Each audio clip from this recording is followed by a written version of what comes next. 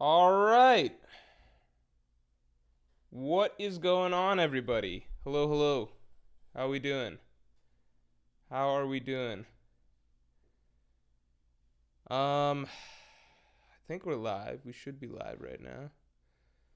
How do I check? I'm so out of practice with this. All right. Let's see. Can I confirm that we're live? The first time I'm using the good laptop again in a minute. All right, we're here. All right, so the good news, the good laptop was fixed. The good laptop was fixed. Fuck, oh my god. One, as I say that, that's not because of the good laptop not being fixed. That's just because I messed up. There we go. Hold on. Hold on. Give me a second. The reason my camera freezes like that should work. Please work. God damn it. All right, hold on. Hold on. God damn it.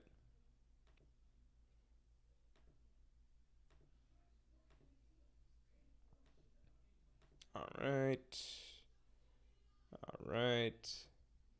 So that should be fine. Let me get rid of this one. Okay. And now let me try this.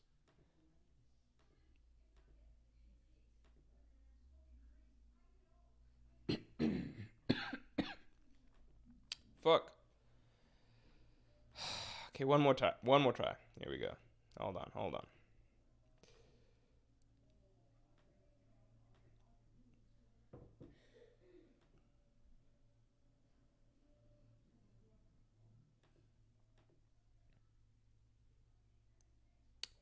All right. Well, it wants me to be in this dimension right now.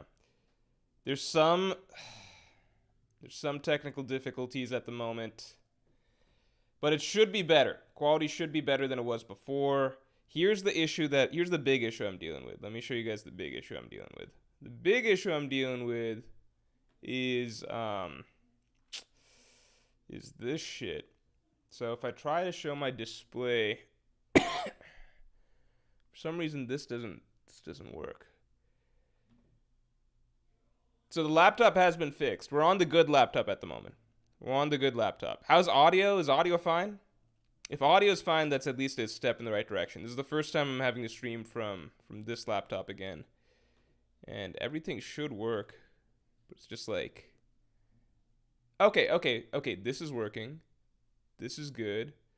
Let me try doing display 2. Okay. Nice. Cool. All right, this is good. So this stuff is working now. All right, we've almost pieced the whole thing together. You guys will understand the full vision in 1 second. We've almost pieced the full thing together. All right, we're going to get rid of this.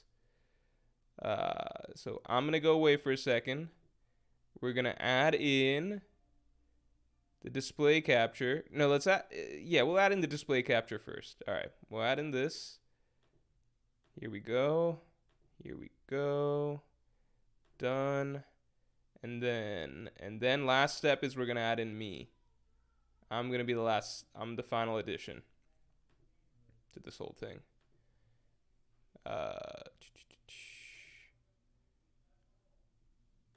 There we go. All right. So, that's a lot of progress right there. We got a lot of things to work. We really did. Because I'm feeling ambitious, I might try to fiddle with this one more time. Let's see if we can just get it in the right dimension.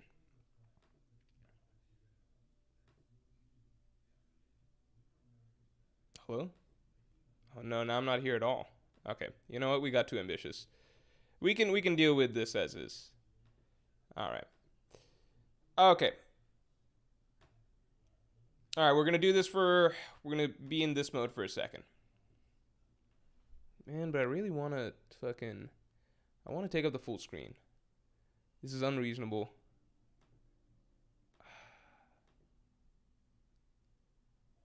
Nah. Yeah, it's just very resistant to me taking up the full screen at the moment. So we just deal with this for the moment. All right, anyway. All right. All right, everybody. Everybody get in here. Everybody get in here. We should be good. Ender Anami says more uses Windows default wallpaper that cycles through stock images. Yeah, because I'm not a crazy person. I'm not so obsessed with technology that I feel the need to find some sort of custom image that I look at every single time, like a psycho. Like, I need to see this specific image every single time I open up my laptop. I'm not insane. I just let it cycle through the default custom images, you know? The default stock stuff. God damn it. Did it freeze again? Oh, no, it didn't freeze again. There we go. Change the name of the previous stream. Oh, I should change the name of the previous stream. You're right. Anyway, let's do that. It's clickbait. It is clickbait. It's also it's just such a low viewed stream. It's just like, it almost doesn't. I'm like, what's the point of changing it? Did I see the Dawn and Dusk Kid video? I saw the thumbnail of it because it was going around on Twitter of like Kid being a Davy. And I might check out the full theory, but people already were talking about that on, like, I think you guys in streams were even bringing up, like, do you think Kid is, you know, a Davy Clan member and stuff? So, I don't know, is the theory mind-blowing because it's like a mind-blowing, like, how to explain? Is it a mind-blowing theory because the idea is very novel? Or is it a mind-blowing theory because it's very convincing? Because I already kind of buy it. You know what I mean? Like from, I've mentioned in, like, because people were bringing it up in the last couple streams. Well, maybe the 2 chapters ago stream. Sorry, my eyes really bothering me right now. You know, people are asking, like, so the 3 characters that, as far as I know, people now believe are members of the Davy Clan. Blackbeard, obviously. But people are talking about Buggy and Kid both potentially being members of the Davy Clan. And I do believe that both of those are very solidly possible. Kid defeating Shamrock will move mountains.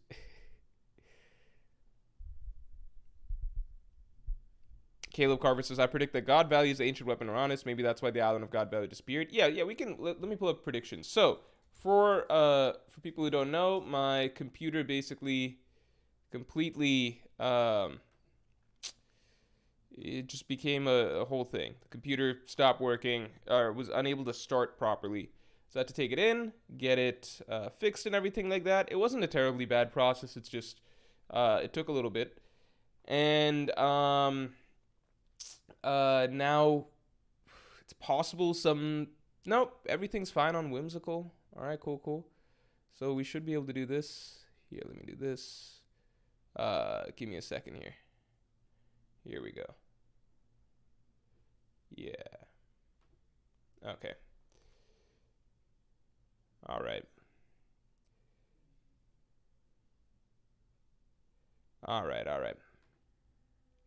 Mr. MMF2, thanks for being a Yawn Culture member for 36 months. Yo, Lord Jussie, the last few thumbnails were so good. Much thanks for the artist. Also, I predict we'll see Dragon interacting with Garling. Yeah, the artist is Abood. Abood, you can find him on Instagram, or click underneath any of the video thumbnails. Yeah, Abood is a great artist. And he also does lots of individual character artwork. If you want to go check out his art online, that you can buy. Yeah, Abood's a great artist. And initially, like, because we liked our previous artist as well. Alseek was a good artist. But we've been liking Abood a lot for, I think they have different strengths. And recently, I think a lot of his thumbnails and he's been on a great run for last several thumbnails. I think the Cross Guild one is my personal favorite that he's done recently. I think that's just like a really poppy Poppy thumbnail. Also the How the Rocks Pirates Connect All One Piece lore. Yeah, he's done some really good ones as of late. Ender Anami, good to see you, man. Thanks for being a Pirate King tier member for so long. Always good to see you in streams. Thanks for being a member for 36 months, man. Monthly reminder to read Kagurabachi. Give us new membership batches. Have a Chainsaw Man stream. Also, congrats for the Zoro video hitting 1 million views. Oh, shit, it did? I didn't realize that. And thanks, the Bollywood 1440 Bollywood Dad's points being for being 24 hours late. All right, we might not do that last part, but I appreciate the reminders for everything else. Let me put them all into stream notes. Hold on. Stream badges. I'm not gonna put in Kagurabachi because I already got it in in my other to do things. But thanks for the reminders and thanks for the long time support, man. Elijah Petty, thanks for the 5. If Garp fights a controlled Rocks, would that make him the world government's enemy? More likely, he's defending Dragon, who Rocks attacks unawares. He's saving Teach. I don't know if that's what would.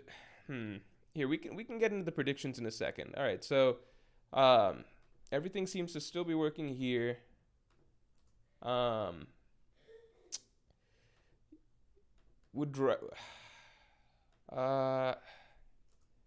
Yeah, that's the problem. And I don't think if Emu shows up, I imagine Garp can't fight against Emu because it's just breaks all contracts and everything like that, right? So if that happens, I figure Garp is forced to fight somebody else, somebody or the other. Jade FW, thanks for being a Pirate King tier member for 34 months, man. The kid theory itself has a ton of non-evidence, some fun language things, but one of the better notes that Kuma can only send people places he's been. Oh! And kid is from the South Blue like young Kuma. That's very interesting. So maybe Kuma popped him away at God Valley. That's a really, really cool idea. That's a very, very cool idea. That's really interesting. I like that. And, what do you call? Yeah, I kind of just, I was on board with the theory from the, first time people started mentioning it. So I'm excited if it's turns out to be correct.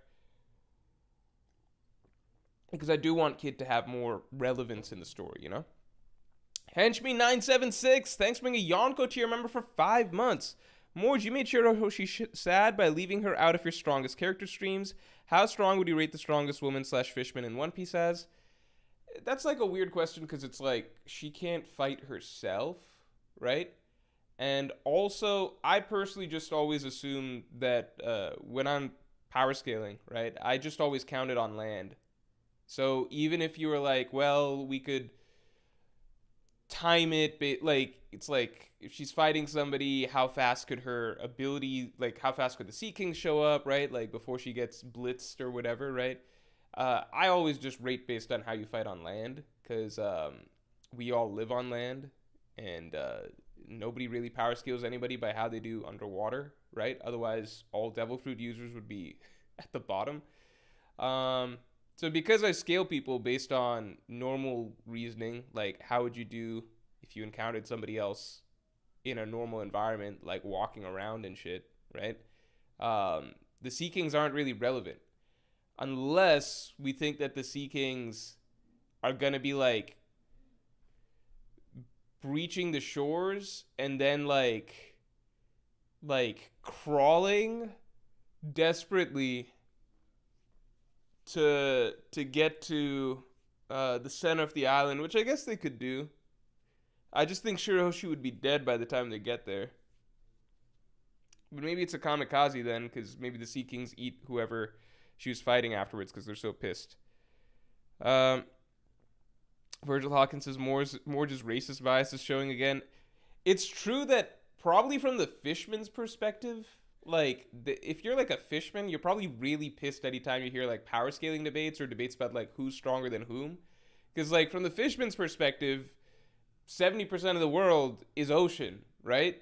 So to them, it's like, well, yeah, you guys have the advantage on like specific regions, specific terrains, but in the vast majority of terrain, we would kick your ass. And I feel like that's actually a pretty valid argument if you're Fishman. Like, I imagine Fishman power scaling goes something like, Jinbei, Fisher Tiger, and them at the top. Fuck, even Jack. By Fishman logic, Jack is probably... No, because Jack can't fucking swim anymore. So Jack's a bum by Fishman logic, right? But, yeah, for Fishman, like, they must really value sea fighting. And it's perfectly rational, too. Because it's like, most living creatures are in the ocean. The ocean takes up most of the space in the world, right? Why wouldn't we... to them, it's like, why wouldn't we rate ourselves by how we fight in the ocean? Like, if you want to fight on land, we can do that too, but that's just, to them, it's like, this is stupid.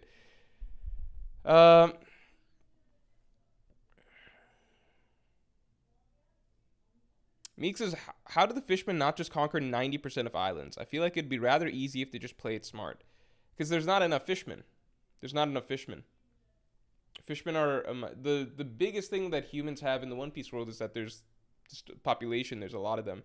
So there's more chances for there to be really powerful humans, Henchme976. Oh no, we covered this. Empty Mind. Thanks for being a Pirate King to remember for 2 months. Do you buy the Toko and Perona's siblings theory?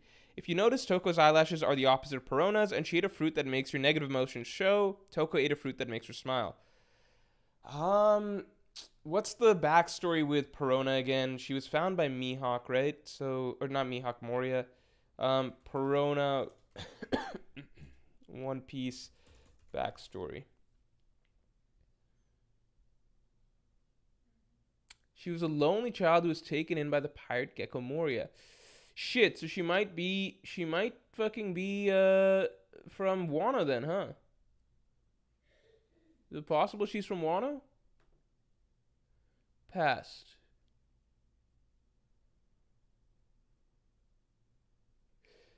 Interesting.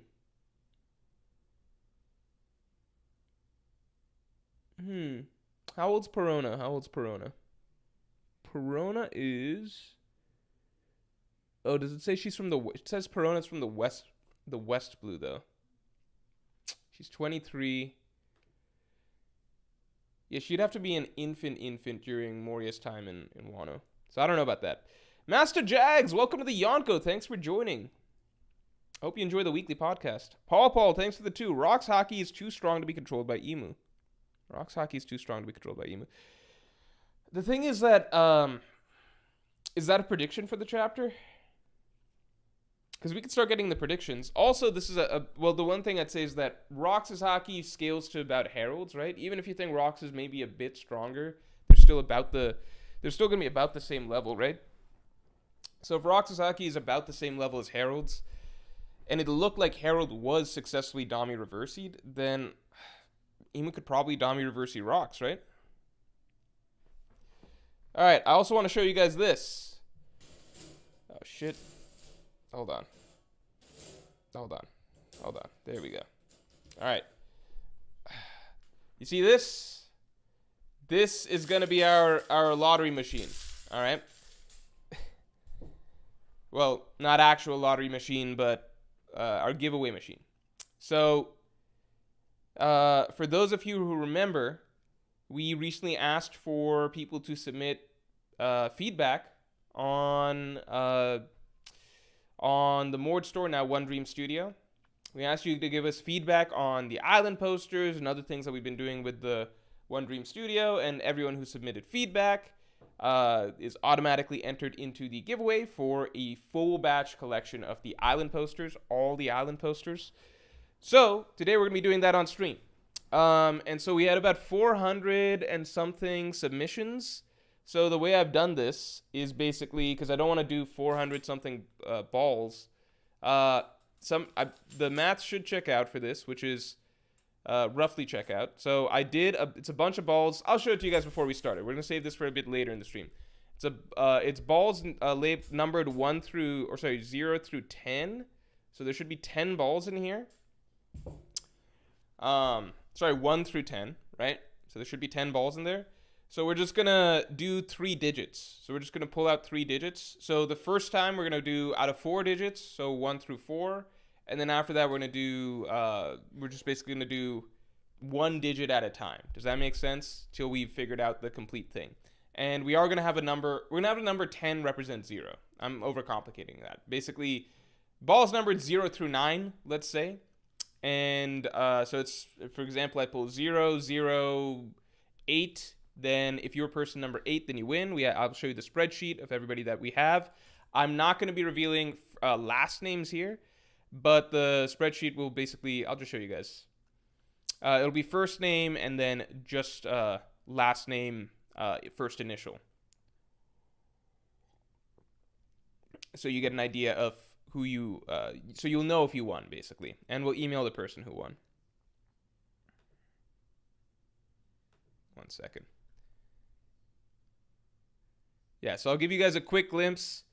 This should be fairly, this is reasonably confidential, right? No last names. Everybody's emails are hidden, right? I feel like this is above board. If people feel like I don't think I'm doxing anybody doing this, right? This should be perfectly fine, right? This is just everyone's okay with this, right? This seems reasonable. Okay.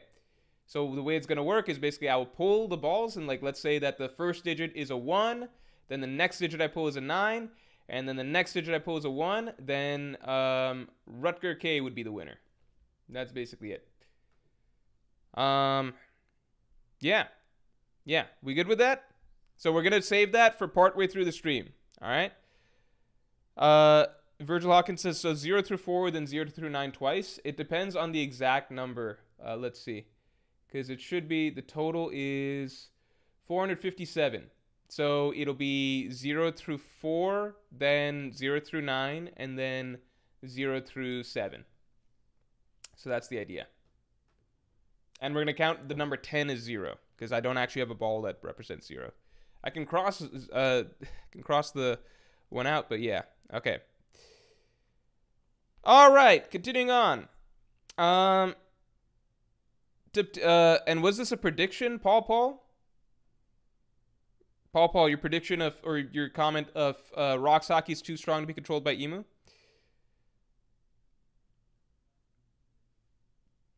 I can put it down. Taptia Treviso, thanks for being a Pirate King tier member for 5 months, man. Dreams never end except Mihawk's dream. So if Blackbeard gets Prime S-Hawk, that would be a connection in the final battle where Zoro has to defend his title from Prime S-Hawk, who would be the challenger.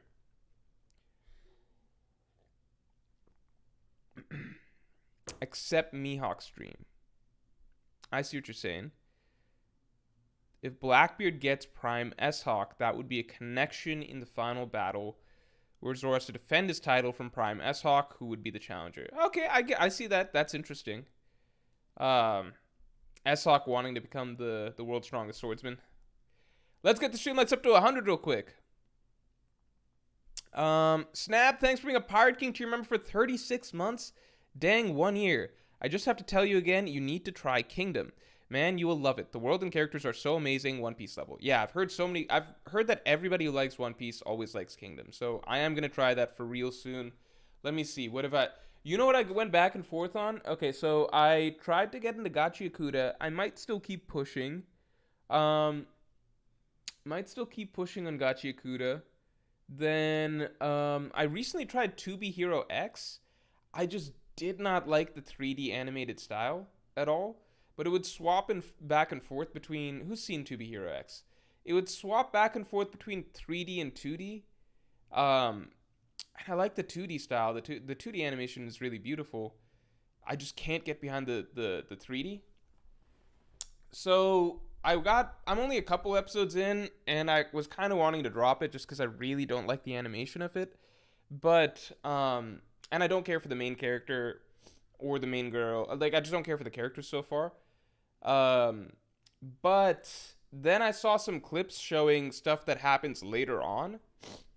And, the character X himself. And I'm like, oh, shit, this is actually really, really cool. So now I'm like, fuck, maybe I stick with it. Is 2B Hero X, good enough to keep, that I should power through?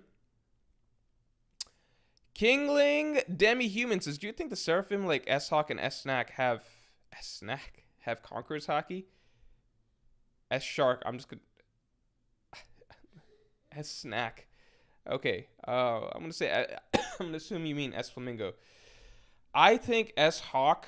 I think if they have Conqueror's Hockey, it's complicated because then shouldn't they be able to break free from their programming? Maybe it'll avoid that question. But if they do have Conqueror's Hockey, then they're basically it's pretty binary. Whether or not they have Conqueror's Hockey basically tells us the end game significance of them. If they have Conqueror's Hockey, then they should be stronger than the original Shichibukai. They should. There's nothing missing at that point, right?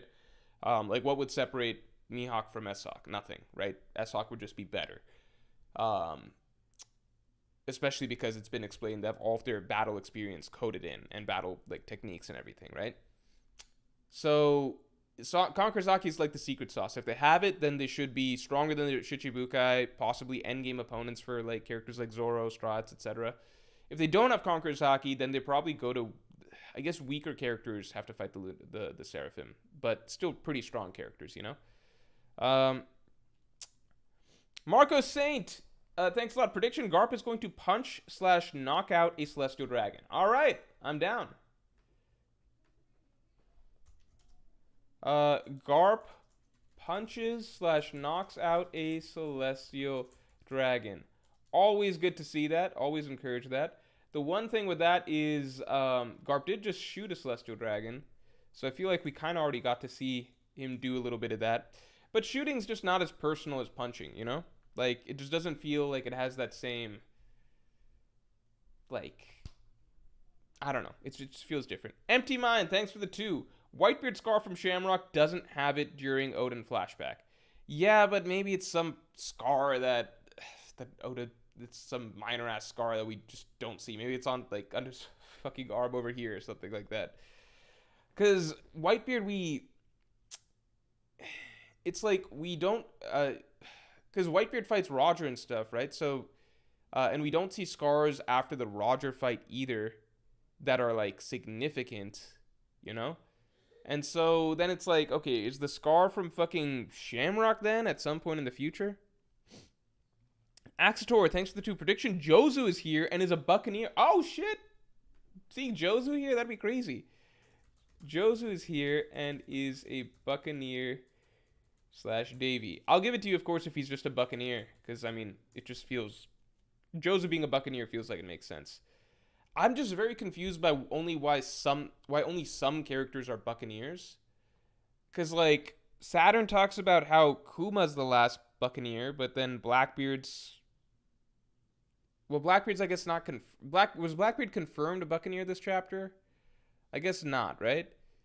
Cause Rox isn't confirmed a Buccaneer himself, right? And then the tricky thing is like, why isn't Whitebeard a Buccaneer? Like, the concept of a Buccaneer being a race where their only notable thing is being like a lot bigger and sturdier than other humans, that feels weird to me when you have like characters like Whitebeard who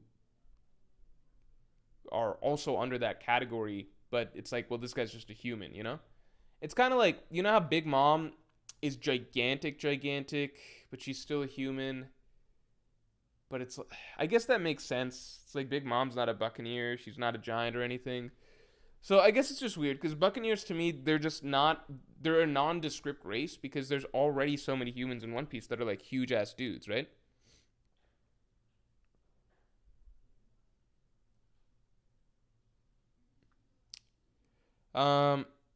Henchme976, thanks for the 2. The world government is stupid as fuck for not just making 7 S-Hawks. Oh man, that's actually a really yeah, why'd they do that? That's actually really funny. Why'd they do Okay, here's my rationale excuse for it, even though it doesn't really make sense. Maybe they wanted to test each Shichibuka's DNA one at a time to like, because they're just doing the process for the first time, right? So it's like we take their DNA, we take Mihawk's DNA, Hancock's, Doflamingo, we take all their DNAs, and then you don't want to like just go 7x in doing the same experiment, right? With Mihawk's DNA, I guess. Scientists in the chat, help me out. You don't want to put all your eggs in one basket. I don't know. It doesn't really make sense, right?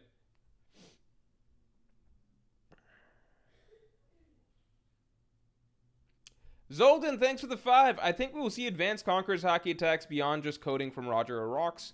Attacks in the same vein as Ashura. Yeah, I think that'd be really cool. I think that'd be really, really cool. I would love to see. I was a little disappointed the Herald fight didn't show us anything extra in terms of what they could do. But if we are going to see any new. If we're going to see any significant Conquerors hockey techniques that we haven't really seen yet, I think God Valley would be a really good place to debut them. Let's see. We'll see. Advanced Conquerors hockey techniques beyond just coding. Example, Ashura. I like that prediction because that's something I've been hoping for some time. Nile Show, thanks for the 5. Now that some time has passed and some reveals like Moria's lineage, do you think the Wano arc is better or worse? Hashtag still waiting for Wano analysis. I think I do view the Wano arc in slightly better light, but not because of new reveals. Because new reveal, like, I'm also somebody who doesn't think the Skypiea arc has gotten better as a story. Like, as a story, I don't think the Skypiea arc has improved with new reveals, because getting new reveals now doesn't change the actual narrative of Skypiea, right? It's just us finding out later in time that there were things there that improve the story in the future, because now things from the past are linking into things in the future, but that doesn't retroactively improve the story of the past. Does that make sense? At least to me, it's like, if I'm reading Skypiea, again, the story of it's not fundamentally changing, just because now I know that, like, oh, this is actually Oda foreshadowing something in the future. I think a story you judge based on the how you read it without future knowledge of future events. Does that make sense? Like, I would always view Skypiea based on, like, what's the experience reading it, as though you're not already spoiled on the whole future of One Piece. Does that make sense? So, it's similar to how, like, I don't view Arlong Park as, like, now having added depth because I know the truth about Arlong's past from later on down the line. To me, it's more like Fishman Island now adds depth to Arlong, but it doesn't add depth to Arlong Park, because this stuff wasn't there in the Arlong Park storyline. So, yeah, new reveals doesn't really change the Wano arc for me, but my opinion of Wano has slightly gone up over time. I think it was really bad once it ended. Then on reread and doing all the notes for analysis and everything and writing the analysis, it got worse, because on reread you really open your eyes to, like, oh my god, there's, like, so much stuff here that's just messy or unnecessary or bloated or doesn't go anywhere or, like, clearly got cut for time. So on reread it's even more of a jumbled mess. But my opinion of Wano got slightly better because I watched so many of the fights and stuff in the anime, and then I rewatched those fights in the anime and everything, and they're just cool fights. So it's kind of like, now it's not anything that the manga did, but literally just because I watched so many of the fights again in the anime, I'm just like, now when I think of Wano, unfortunately it's the anime that immediately takes my mental real estate, and I'm imagining, like, Zoro versus King, Sanji versus Queen. Sanji versus Queen is a very stylish fight, and Zoro versus King, like, I think those two fights are just amazingly animated. Yeah, that's just what my mind goes to. I'm like, man, that shit's cool. Yeah, so my opinion of Wano is slightly improved because now I just think about the anime. It's subconscious. I can't control it. So, and the sad part is that the anime for Wano sucked too. It's just like 1 out of, like, 30 episodes that's good. But the episodes that are good are really... The thing is, it's not even the episodes that are good are really good. It's like the episodes that are good have really good highlight reels. That's the frustrating thing, which is like, because even now, I'll forget. I'll be like, I want to go watch Sanji versus Queen again. So I go sit down to watch Sanji versus Queen, and then I turn on the episode, and it's like a whole dragged out mess. But then it gets to the highlight moments, and then suddenly, like, Toei turns it on, and it's like, oh my god, it's like you're watching a whole different fucking show, and you just got transported into a movie theater, and now it's like, oh my god, this is amazing, and it's like, I'm glad I waited through, like, 15 minutes of bullshit for this shit.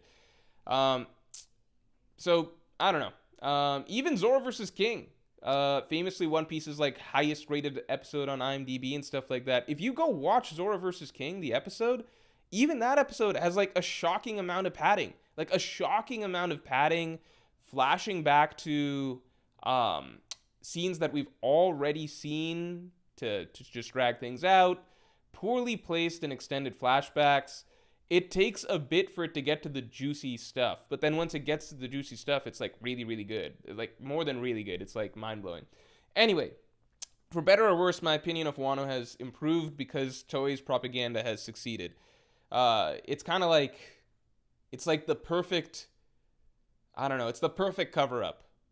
And I do feel like this is why, like, not as many people, like, have a super low opinion of Wano. I think the anime did a really good job covering it up.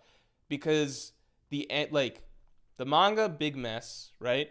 But then the anime, really slow, damn near unwatchable mess, except for the moments that really matter, the highlight moments, it knocks out of the park in such a way that your brain just remembers the really, really good shit.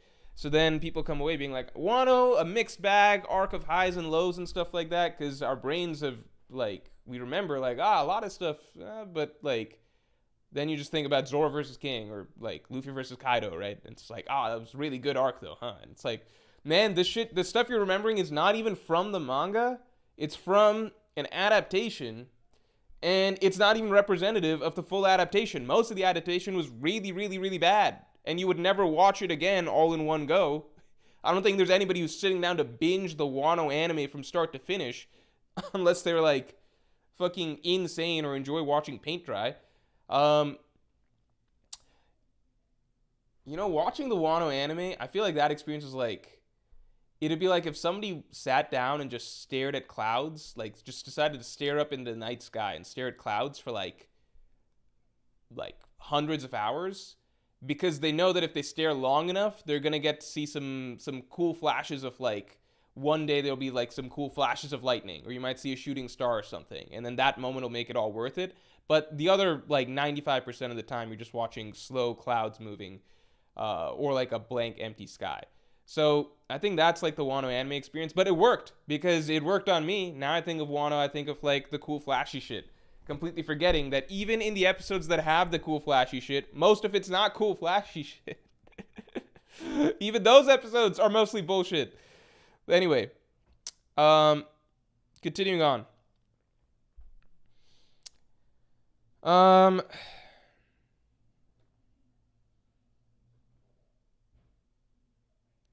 Nile Show, thanks for the oh shit, where are we at?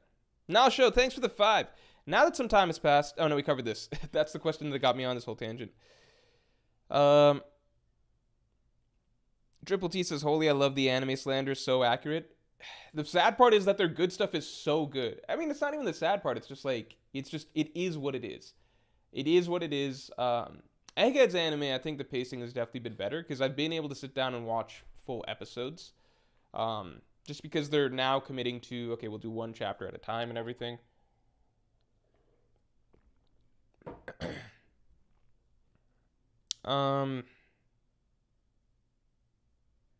Yeah, the One Piece animes, the Wano animated, the well animated fights are just amazing. By any standard, you know? Okay, continuing on. Starbright, thanks for the 10. Bro, get into the Stormlight Archives. It has a lot of things One Piece fans love about their story, and I could DM you a graphic audiobook that gives it an epic experience you can listen to while you work. No. I don't listen to audiobooks. I'm not an audiobook person. I said because I've never heard of a graphic audiobook. That sounds like a movie, but that's interesting. I've said before, I might get into Brandon Sanderson's books and everything like that. But at this point, there's a lot of manga that I still want to read. So it's going to be a bit before I get to books and everything like that. But I appreciate the thought. I'll think about it. Everybody like, it's another thing. Like, everybody who loves One Piece also loves Kingdom. Everybody who loves One Piece also loves the Cosmere and everything. So I see why people push for it. I just don't know if I'm gonna get back into reading soon. Titanium Dragon, thanks for the 2. Who do you think is gonna nearly kill Kaido? Oh, nearly kill Kaido. I don't know if anyone's gonna nearly kill Kaido, but maybe Roger. Roger might knock Kaido out of the way or something. Um, Chapter 1096. I feel like that one implied. Let me pull it up. It seemed to imply that Kaido had tried to fight Roger already and had lost, but we don't really get to see that in the flashback so far. Because Kaido says in 1096, I hear Roger's on the move. He's the last man I'll let. And then they're like, calm down, kid. So it sounds like Kaido, for some reason, already has Roger's, like, he's already a little focused or fixated on Roger, but we never got to see that in the lead up. I guess you can't fit in everything. Grizzly Adams, thanks for the 5. Lol, the world of swordsmen in One Piece is so underdeveloped that of the 3 characters to give a crap about the world's strongest swordsman title, one is a clone of another. That's actually pretty funny. It's kind of sad though, because like, I wish Oda did. Yeah, why doesn't he just establish a bit more about like the competition to be world's strongest swordsman? Because in this previous era, it feels like there's a lot of strong swordsmen between Rox, Herald, and Roger, right? Like in this previous era, the top 3 that most people would guess are top 3, and Garp, obviously. Garp's just a fist user. But top 3, like, pirates, or former pirates or whatever, are all swordsmen in this era. So, yeah, just some more clarification would be nice in terms of, like, okay, well, who's the world's strongest swordsman of this era, you know? Also, let's get the stream likes up to 100 real quick. Let's get the stream likes up to 100.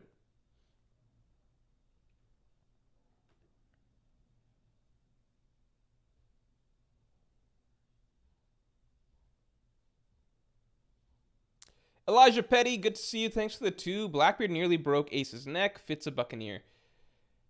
I guess, but I don't feel like you need to be a Buccaneer to do that, you know? Because Ace just got hit straight in the neck, you know? That's, he literally got sucked in at full force and then hit in the neck.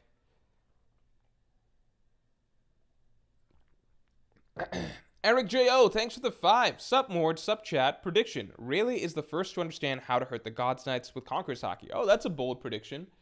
That's interesting.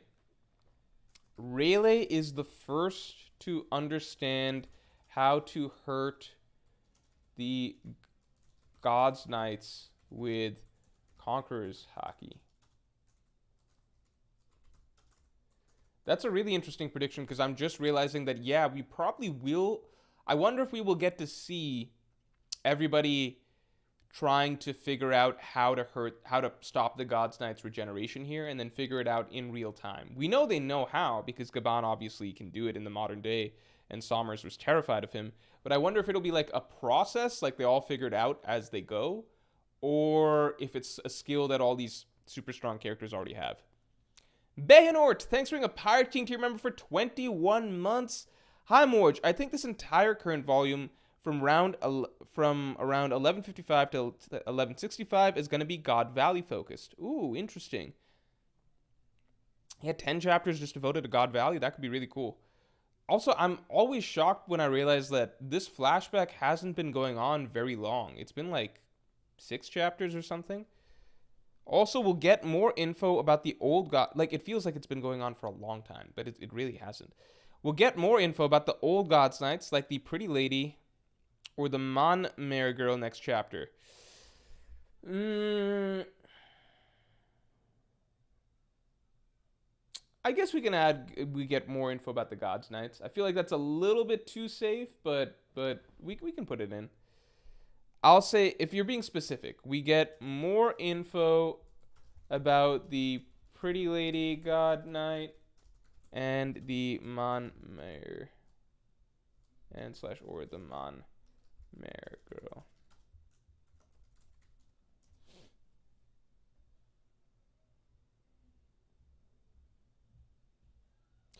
Bob the Joe Bob, thanks for the 2. Prediction, we see Dragon and Garp interact.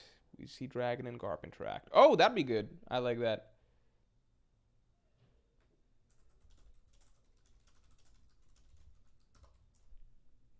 Monte, thanks for the 2. Dragon witnesses God's Knights in action. I think that's a little bit too. We'll make that the cutoff.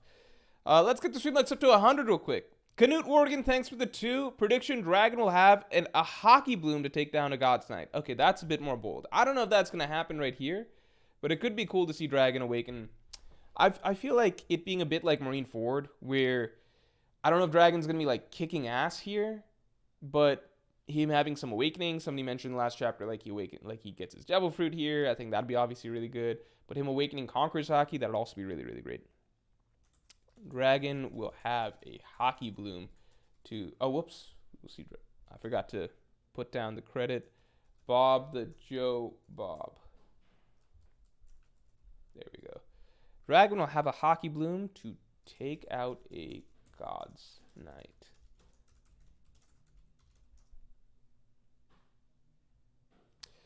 Rihanna Zara, thanks for the 5. How Toei was able to pack so much filler and recap stuff into the last episode of the Kuma flashback and have it feel amazing was mind-blowing. Yeah, the last episode of the Kuma flashback was just...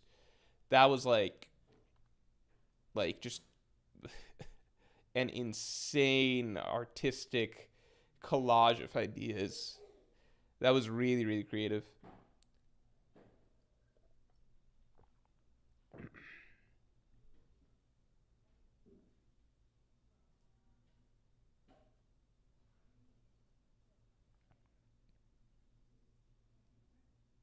With EU's literally goated world building? What is EU? Star Wars Extended Universe? Is Star Wars Extended Universe like is it like it's written by multiple people, right?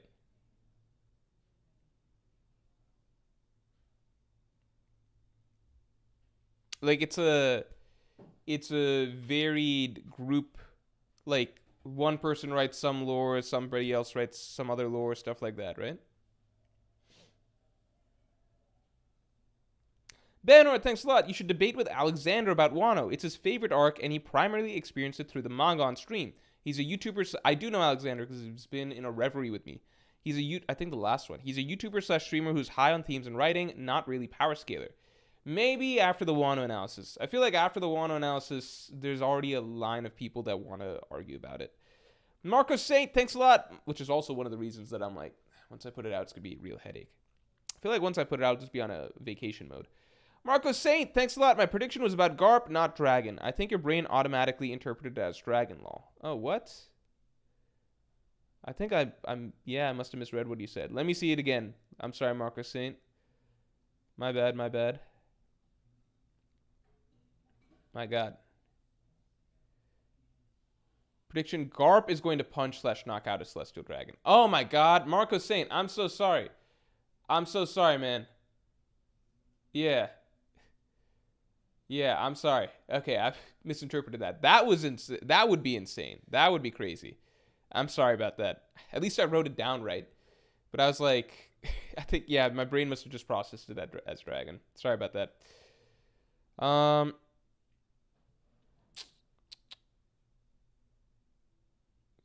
Yeah, my brain did automatically interpret it as Dragon.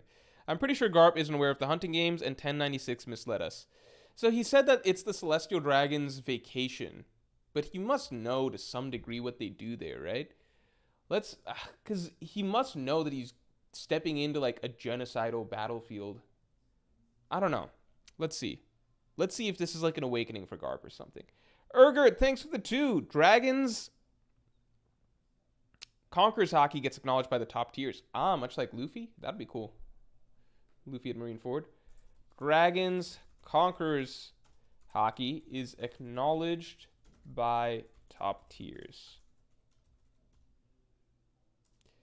Aether, thanks for being a Pirate King tier member for 30 months, man. I really, really, really appreciate it. Thank you for the long time support.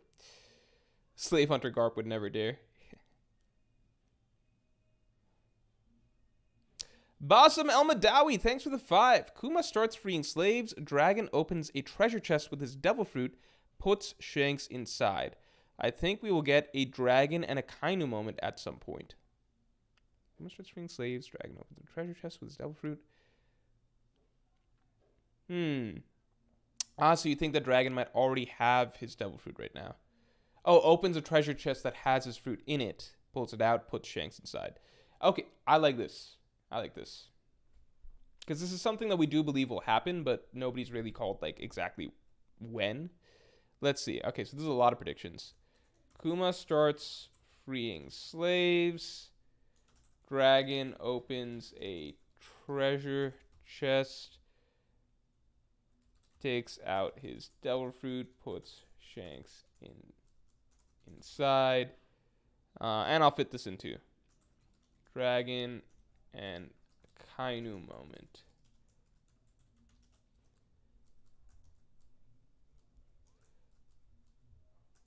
I don't want to put in that many predictions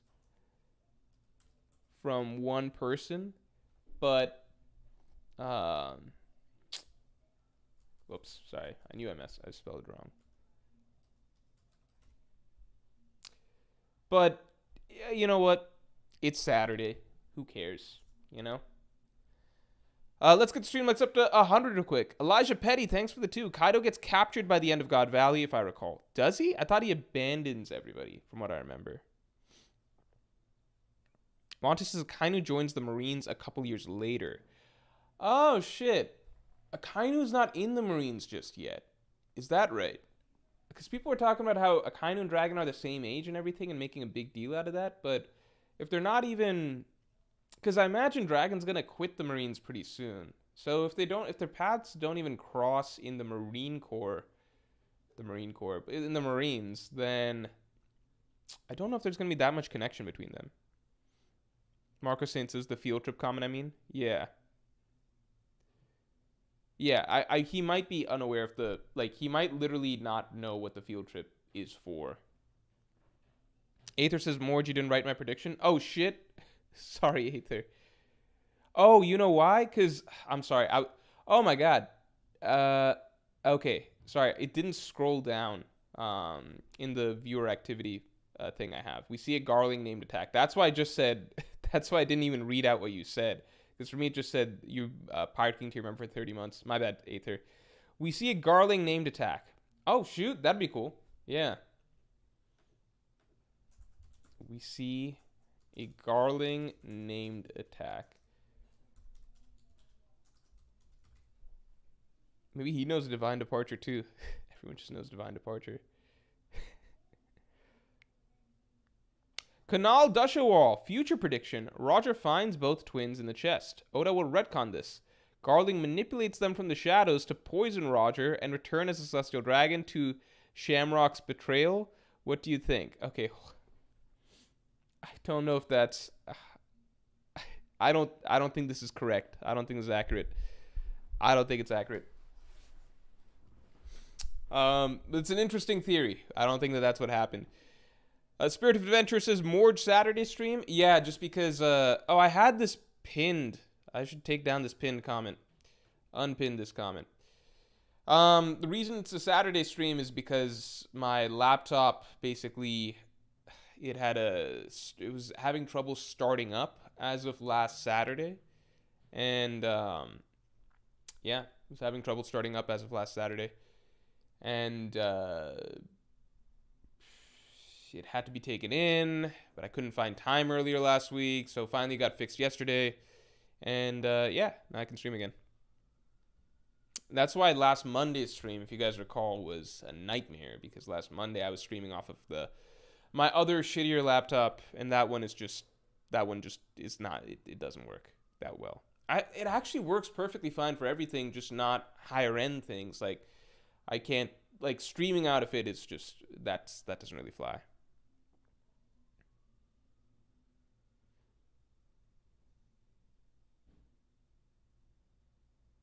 Tiptio Treviso says, I have to be on power scaling debates about Darth Revan versus literally any other Star Wars EU back in 2018.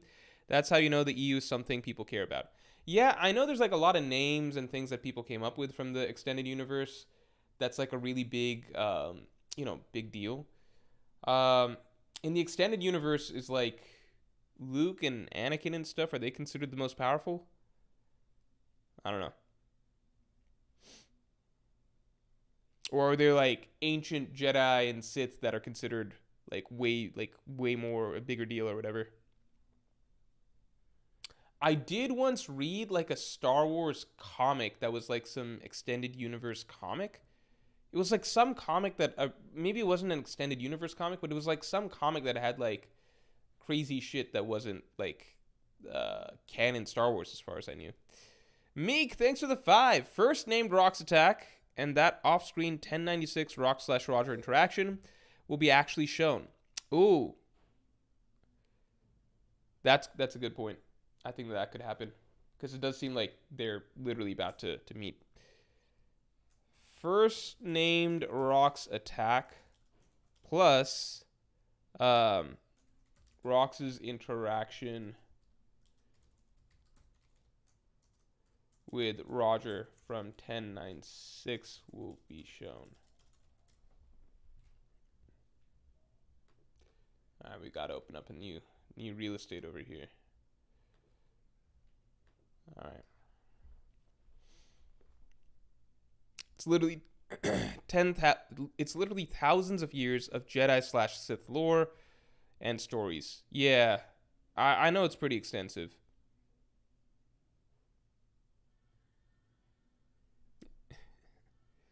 Luke gets glazed the most. Anakin never reached his full potential in the extended universe. Okay.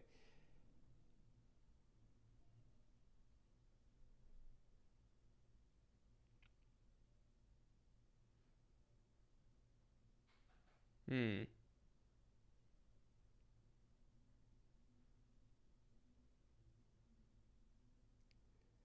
Daniel says, I always just viewed the movies only as canon, even when the animated series were airing. That's kind of been my thing, too. I kind of actually just view the original trilogy as canon. Um, just because that's when all the creative minds were together, you know? That's just how I view storytelling. Like, it's just, um, yeah. I don't view it as something that, like, I don't know. Like, I just don't view it as something that obviously the prequel trilogies too are also by George Lucas, but them I'm like, well, at that point, the prequels just feel so ridiculously different. Like it doesn't even feel like the same genre of movie to me. It feels completely different. So I just view the sequel, or sorry, the original trilogy as like just such a tight story. It's just very tight, cleanly told, very cohesive story that covers a complete narrative arc and everything. And everything feels like the same tone, style, universe. Prequels feel like we're told it's the same universe, but it's just, and that we're told it's the same series, but it feels so different. Um, but I get people who obviously view both the prequels and the originals as canon. Viewing the Disney stuff as canon is just bizarre to me because that's just like, it just doesn't make sense in terms of how storytelling works to me. Because like, just because like we all like stories are like it's a narrative that somebody comes up with in their head, right? Like so it's like you make up the characters, the vision, etc. from your own mind, right? There's a single sort of vision behind it. And with Star Wars obviously it was always a team, but George Lucas was ultimately the filter that decided to sustain the vision or no, right? So then if just like a really big company just comes and is like, well, we'll pay like a bajillion dollars to you if you pretend that our ideas are now like what counts. It just feels to me like, well, we can say that and sign that on a piece of paper and it's a contract, but like we know in terms of like what a story actually is, these guys have nothing to do with the story, right? Like whatever they come up with is just random bullshit later, right?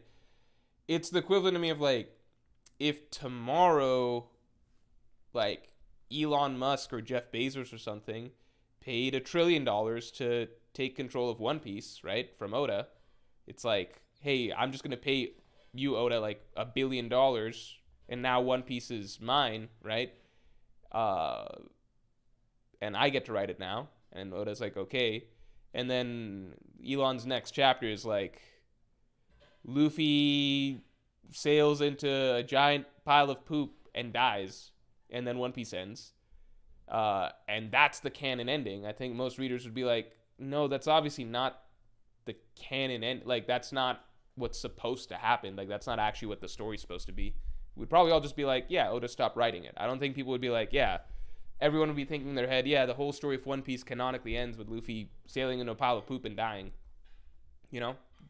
We'd all know it's just like, well, Elon or Jeff Bezos is just paying Oda like $1 billion to allow him to say that, but we all also know that that's not actually like, that's not consistent with the story of One Piece. So for us, we'd all just probably be like, oh yeah, One Piece was unfinished.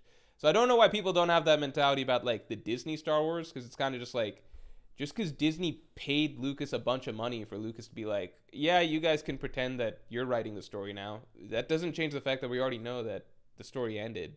You know what I'm saying? Like, that's my that's I just don't get the logic behind it. Like, because everyone's really upset about the Disney Star Wars. I'm like, it's only canon if you guys pretend it's canon. You know what I'm saying? Like, we all know that it's not like, just because people write things on like a piece of paper that like signs it, like it's like now it's officially Disney's or something. It's like, but that's not how a story works. Like, Disney can't pretend that they know George Lucas's mind, and they're also not going with what George Lucas said. So Disney's just doing their own version of this story. That's not it just doesn't make sense with what like my understanding of what like, you know, canon means. Like, to me, like in One Piece, anything that's canon is anything that Oda signs off on, right? Because Oda's kind of approving the idea. George Lucas doesn't approve the Disney ideas. In fact, they go against what he wants. So I'm like, well, then those aren't really canon, right? He just gives them like legal right to pretend that they are, but we know that they're not, you know? James Willis says, what about Berserk? So Berserk, as far as we know, is the outline is supposedly being written by the outline is supposedly what they're following from Miura stuff, but I don't really view the new Berserk stuff as canon. I've stopped reading it. I view it as probably like the broad strokes will be correct, and you know, that's all it's set to be.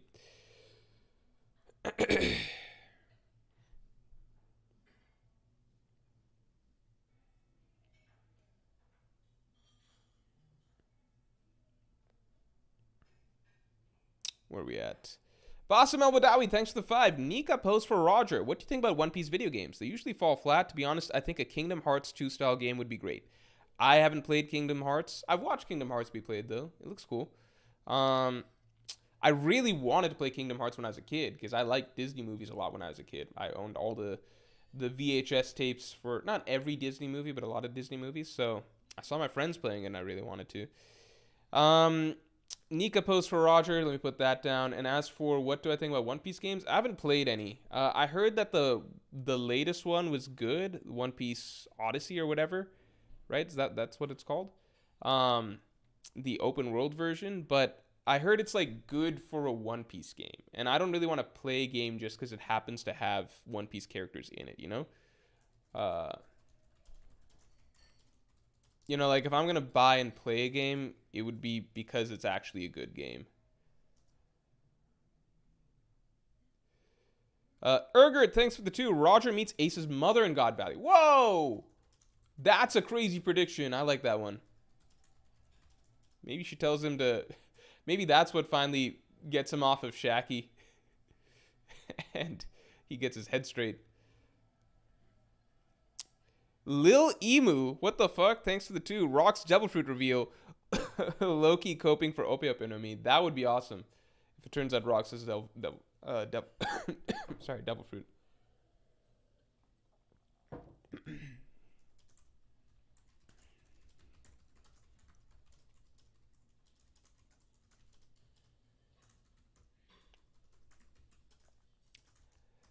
Marco Saint, thanks a lot. Another prediction. Blackbeard will demonstrate Conqueror's Haki Awakening, maybe to try and protect his mom.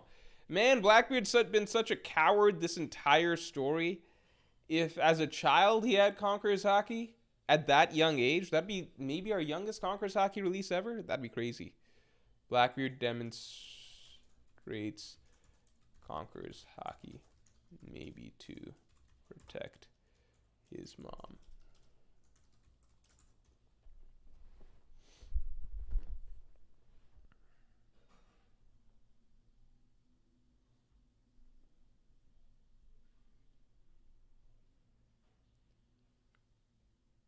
People are,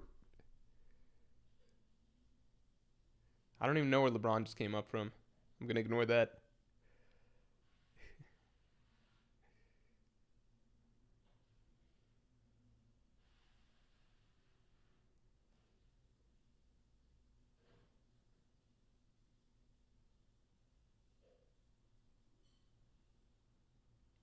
What's the mother, the son, and the daughter from the extended universe? Okay, I don't actually want to learn all that lore then. Seems like a lot.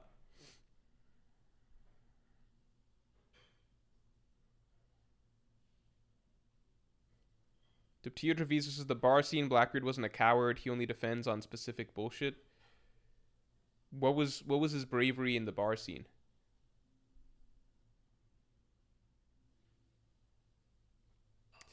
Behenort, thanks a lot. This is unrelated, but I wanted to say this month we got Silksong and Hades 2 releasing, Deltarune in June, and Clair Obscur even earlier. So it's been a great year for gamers, especially in the indie department. Yeah, I've heard that this year has been amazing for games in general. I haven't played any of them. Last year was kind of not that exceptional, right? From what I recall. Um,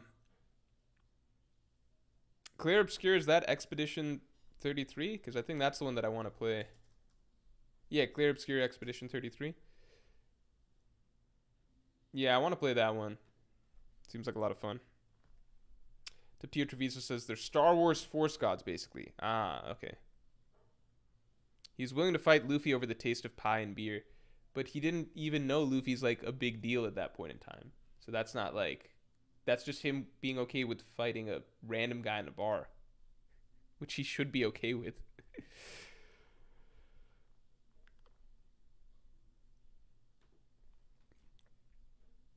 Even when he asked Luffy his bounty in that scene, Luffy just said like 30 million berry, which is like nothing, you know, at that point in time. So Blackbeard doesn't even, that's not even, that's lower than Bellamy's at that point.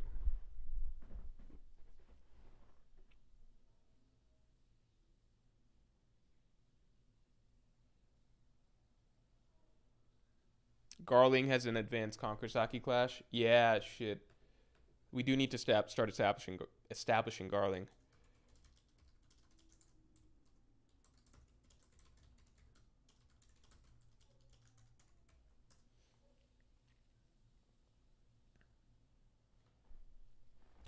Tarapart says Davy is a secret name. Why then is water taboo? Like water taboo, like Trafalgar D water law? I feel like it's the D aspect that made Law's lineage uh, dangerous to unveil. You know, I feel like it's the D aspect. But with Davy, it's the D plus the Davy clan side of things. Let me take a look at One Piece D tribe. Hold on. Let me see the D tribe members. So, what are all of the known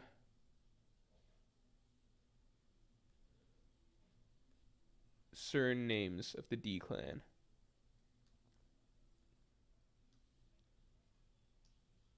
Oh, I fucking forgot the Nefertaris are are D's.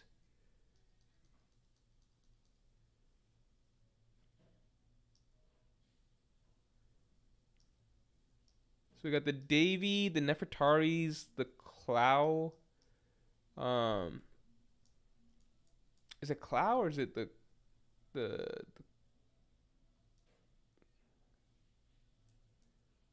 yeah? I guess the Clow, right? Or is it the I forget how Japanese names work. Is it the Clow or Clover?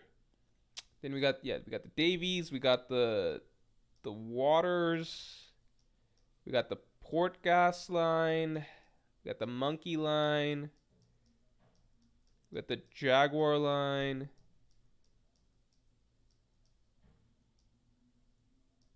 And then we got the Goal line, right?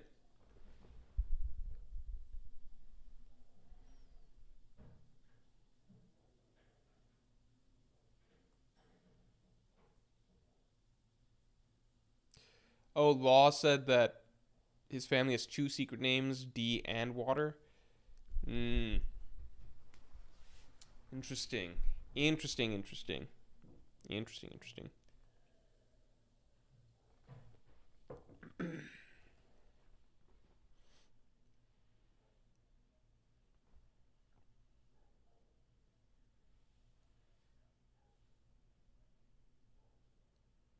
From now on, I'm calling Luffy by his proper name order, Luffy Monkey. Yeah, it's weird. I just don't think of Luffy's last name as being, or whatever name. Yeah, because in Japan, the last names come first, or I guess the first names are their important name, right? So Monkey D. Luffy.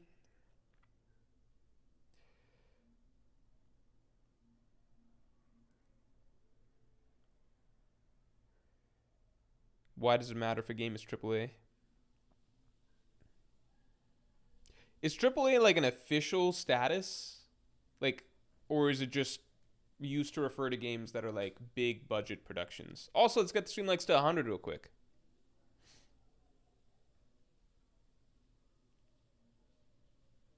Also, why are multiplayer games generally not given Game of the Year? Is it to reward?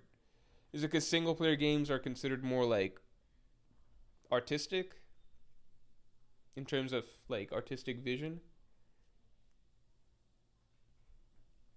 Jay Minerva, thanks for the 2. Yasop is a Davy, which is why he left Usopp. Yasop is a Davy, which is why he left Usopp. Oh shit! No, that's not why. That's not why Yasop left Usopp. But we could put it down. Yasop left Usopp because Yasop wanted to leave Usopp. Yasop is a Davy. I mean, if that's correct, that's an amazing call. So we don't know. Oh, chapter 11. Shit, I got it wrong. Fuck. Gotta change this shit. Fuck. Let me change this. There we go. And none of you guys told me. Just kidding. That's my fault. Okay. Multiplayers are more varied. Multiplayers are less varied. Tio Treviso, your complicated things. And Arnami's saying Game Awards, snore. Yeah, I know Game Awards aren't like the end all be all of things, but I do think that the Game Awards are interestingly like one of the few things that, because all awards shows people like over time people devalue awards shows, right? Because over time people begin to recognize like, okay, this is kind of dumb, or that's kind of dumb, or like nobody that actually cares about movies values the Oscars ever, because it's kind of like the Oscars are a joke. Same with like Emmys and stuff. I think Emmys are still somewhat valued to some degree. But just in general, over time, award shows tend to go down in value, based on like people starting to slowly realize that like a lot of the decision making, etc. Like the more award shows reward stupid shit over like what's actually great, right? Over time, people begin to recognize that, okay, this thing is stupid, we shouldn't value it, right? So Oscars have almost no meaning at this point. I think Oscars have meaning to the people in the industry themselves, but like nobody who actually like watches movies or thinks like nobody's actually into movies ever mentions like, oh, this movie won an Oscar or something, or didn't win it. Like that's irrelevant. I think with Game Awards, I feel like gamers still place a very high value on the Game Awards, and like you'll see in game like you will see in game forum discussions and Reddit, etc. Like it's a constant topic when a game is good. It's like, oh, this is a big contender for Game of the Year. Who's gonna win Game of the Year, etc. I think that that's because so far Game of the Year is a relatively new thing, so it's kind of like gaming is finally being validated as an art form, so people are invested in seeing who wins. And I think so far, generally speaking, people feel like the best games do get recognized at the Game Awards, whether they win or not. You don't know. But like people are cool with like, yeah, Breath of the Wild deserved to win Game of the Year. Like Elden Ring deserved to win Game of the Year. Was it Baldur's Gate? I think won Game of the Year. Like I think so far, Game of the Year has generally like met expectations. So people don't yet feel like it's something stupid. Like a lot of people don't value the Game Awards, obviously, but there's it's still something that most gamers are like invested in to some degree. It's still got a long way to go before it's like the Oscars, where it's just like the Oscars are a fucking joke every single year. So nobody who's seriously interested in movies, in movie discussions, is actually bringing up like, oh, I'm excited to see if this wins Best Picture or not, or something like that, right? People will point out like, oh, this one might win Best Picture, or oh, this is a movie that's clearly trying to win Best Picture or something. But nobody values movies whether or not they win Best Picture, because most like more it is more likely than not that like the actual best movies of the year don't win Best Picture than the other way around, and very often like the best movies of the year aren't even nominated for Best Picture.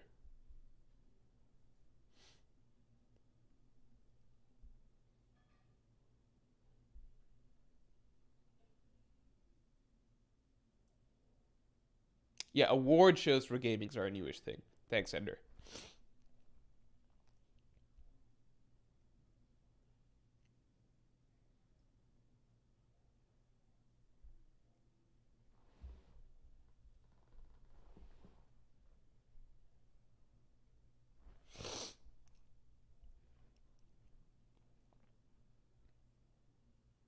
Marco senses Game Awards would make sense if they're voted on by the game decks. I assume you mean game devs, like Academy Awards. No, because the biggest problem with the Academy Awards, and the reason that like nobody actually like thinks about those as like having any value, like nobody who actually watches movies a decent amount um, treats that with any value, is because Academy Awards are basically like it's more of like a schmoozing fest. To like it's people in the industry voting for other people in the industry, so it's kind of like they're all in one big company or corporation, and it's like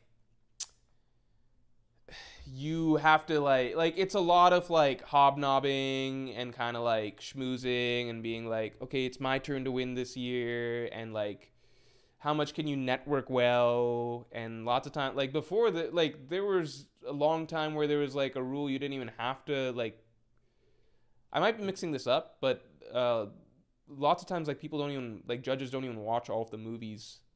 um so most of it is just like like internal politics in Hollywood.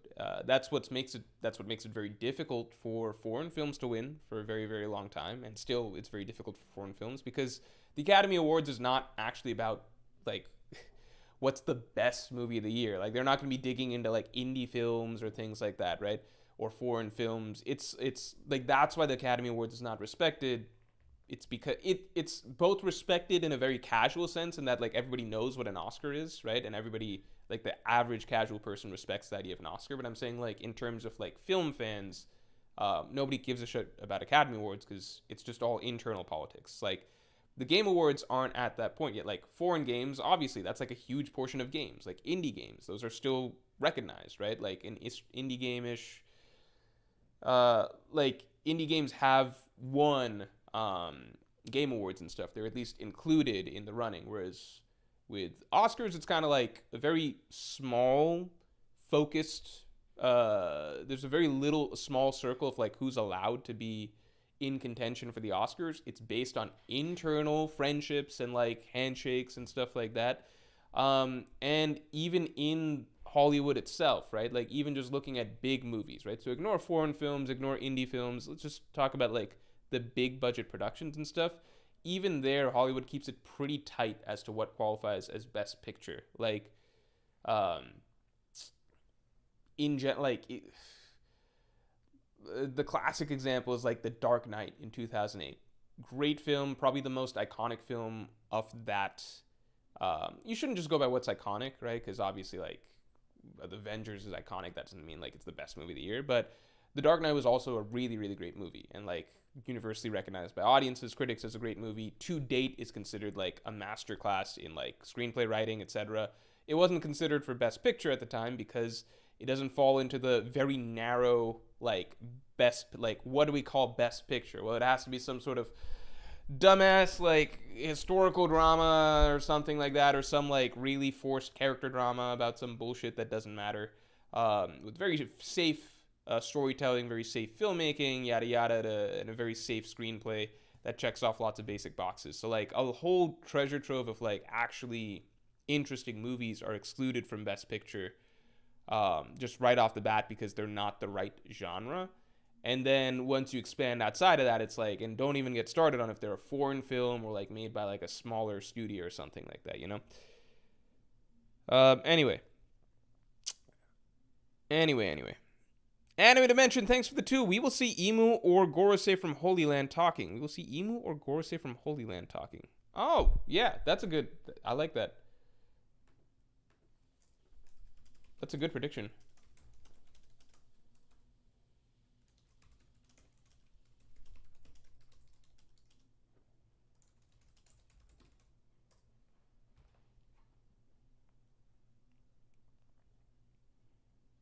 Justin Holland, thanks for the 2. Kuja comes to God Valley to save Shaki. Oh, yeah, that's a great prediction, man. Because maybe Tritoma meeting Dragon, it could happen.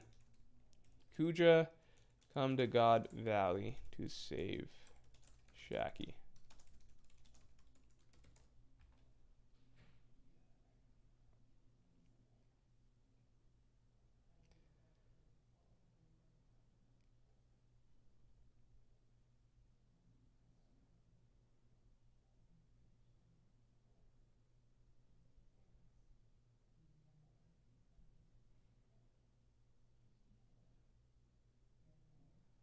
Drinkwater pegged these legs. His prediction: Bagard makes a move.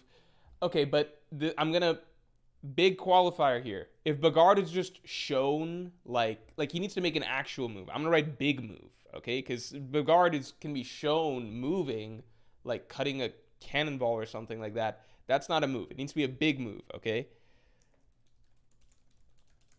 Big move.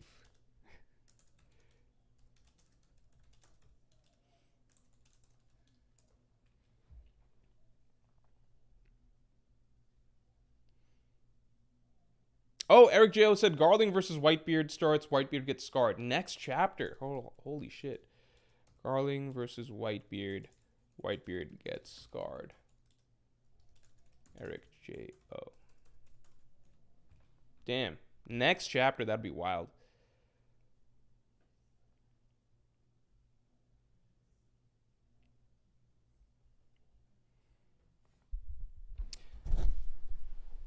Andrew says the Game Awards fall victim to the same pitfalls that other mainstream award shows do. No one under the sun respects game journalists and their opinions, LMAO. Yeah, that's also true. It's just tricky because it's like, then who is supposed to... So like, how do I say this? At least with...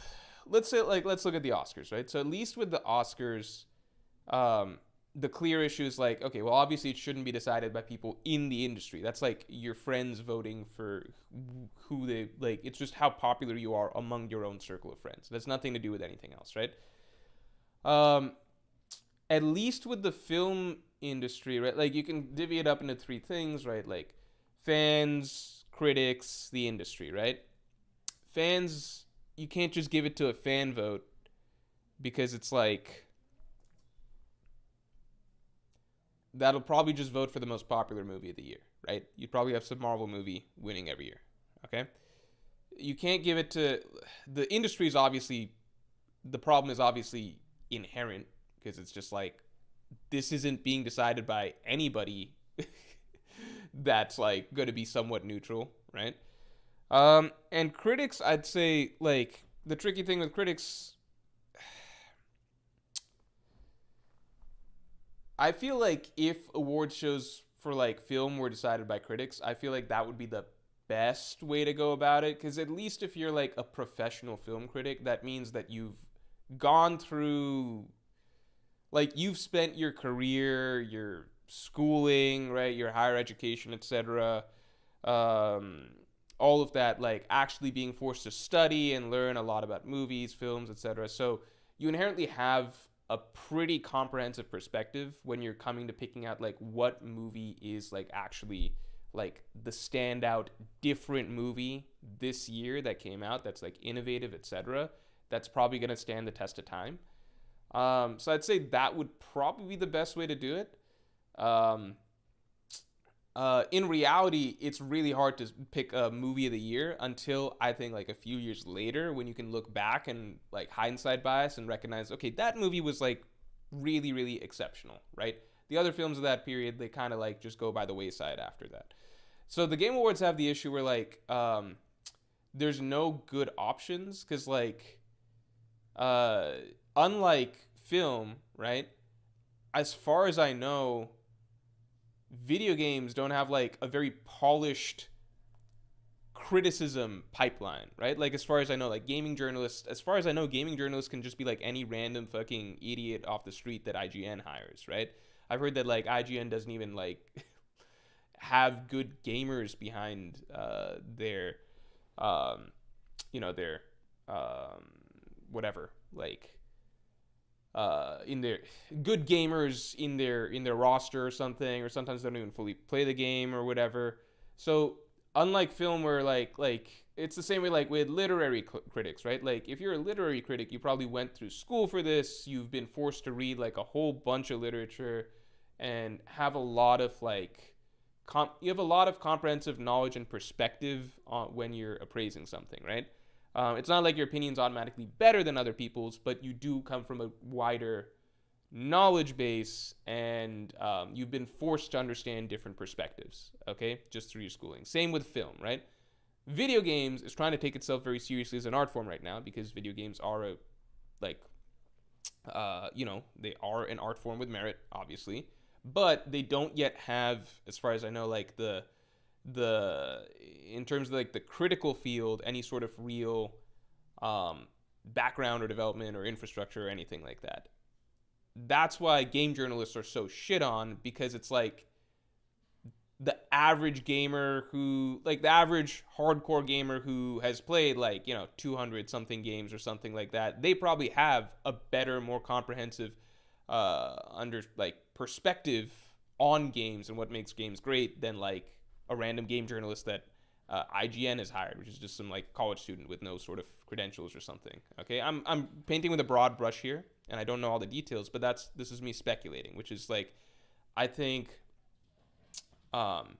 video games is one industry right now where probably fans, like the average gamer, has probably a lot better perspective on games than a lot of the game journalists. Whereas like with other pieces of art, like let's say again, if we use movies as the example, that's probably not going to be the case. A film critic is going to have a much more comprehensive knowledge of film than the average random moviegoer that tunes in to watch blockbusters or whatever. So that's why it's just harder to compare these fields a little bit.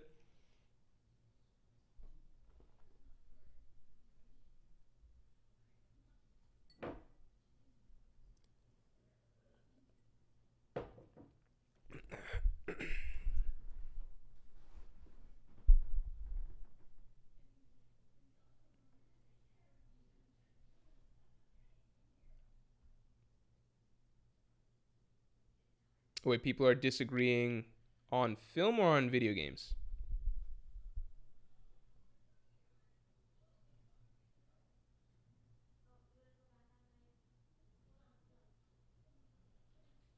Tornado says we've spent 20 minutes on Game Awards. No one cares about them at the end of the day. No, that's the thing. I think gamers do care about them a lot. Like I see it very like I just see it everywhere anytime game stuff comes up. Um,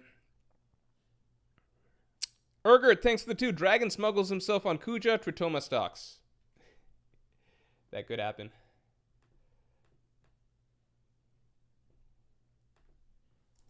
Dragon smuggles himself out on Kuja ship. Henchme976, thanks to 2. Wogard is finally introduced as the silent demon. Oh my god. Unfortunately, I feel like this is already covered by Drakewater Peggy's leg. Bogard shit. Taquan Nayuda, thanks to the 2. We get an explanation for Sengoku's absence. I mean, we already got an explanation, which is that all the strongest characters in the ocean are here, and that means not Sengoku. We get an explanation on Sengoku's absence. Maybe he had a cold that day. Taquan Nayuda.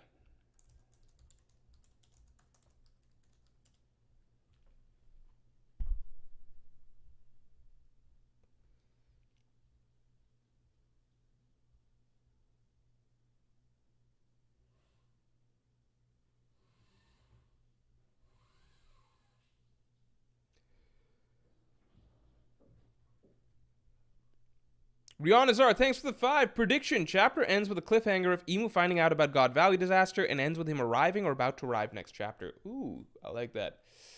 I think that is a significant change over the other over Anime Dimensions, so I will add this in.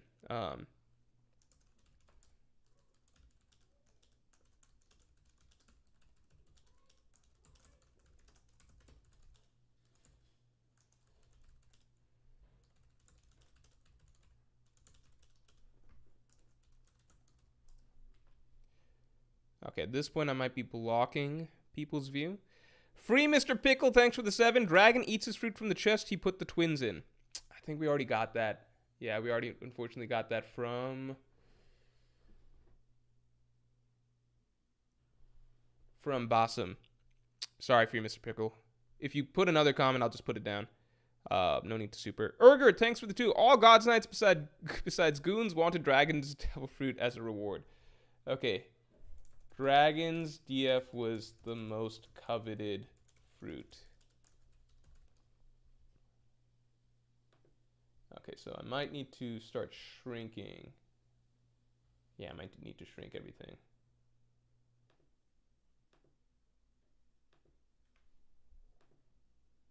Let me shift some stuff over.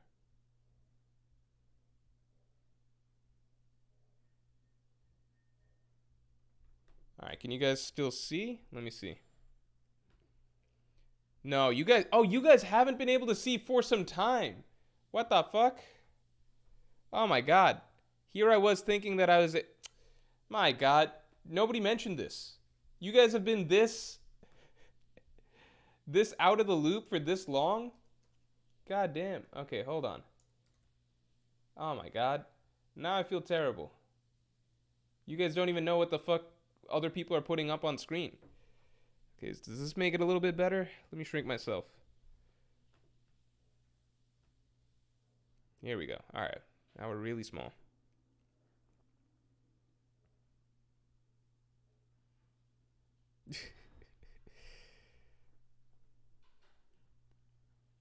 All right, this stream, we are going to have to get to the giveaway shortly.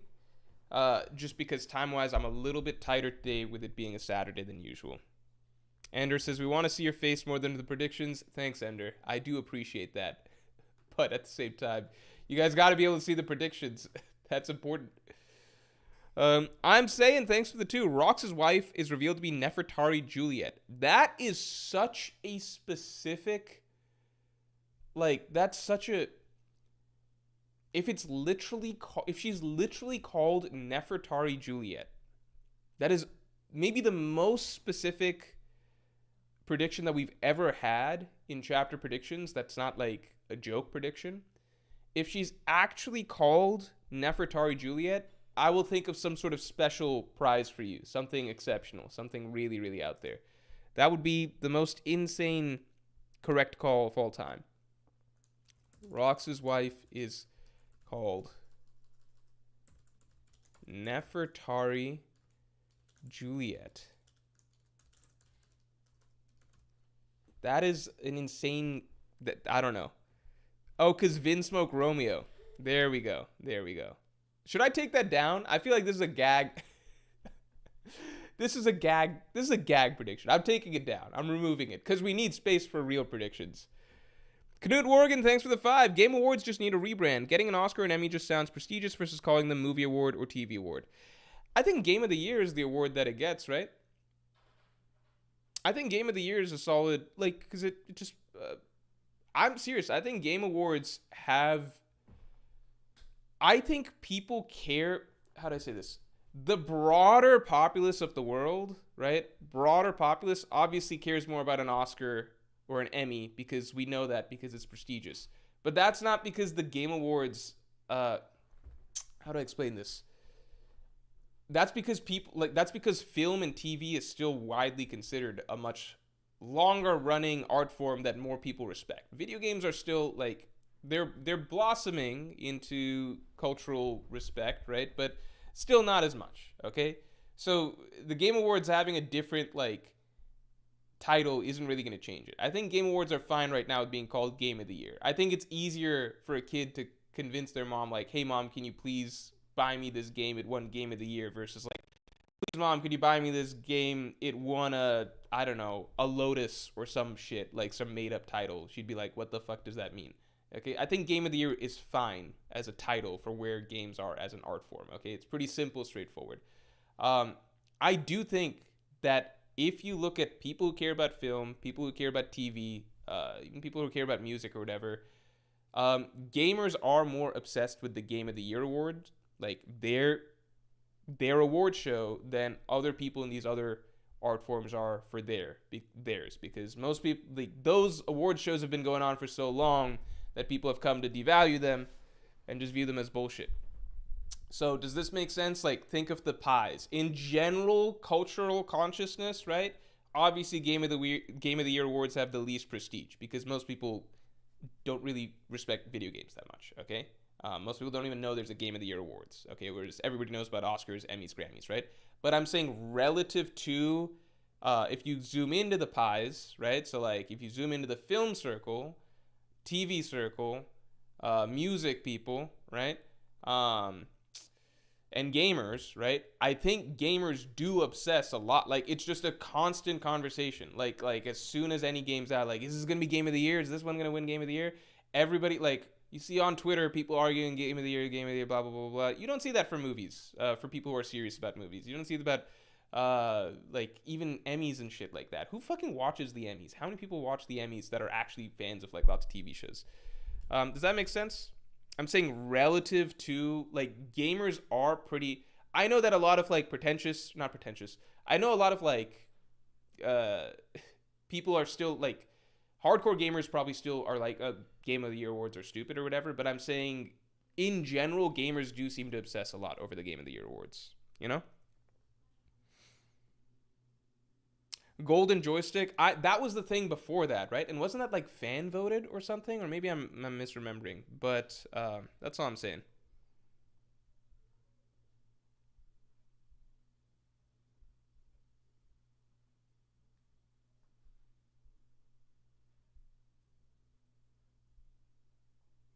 Oof says, honestly, I can remember a time when winning an Oscar was super important, but it's lost its luster in the past generation. There was a period, but there was, okay, so how do I say this? With the Oscars, it was a slow transition where, like, there was definitely a period. I remember when I was younger, winning the Oscar was like a big deal when I was like a kid.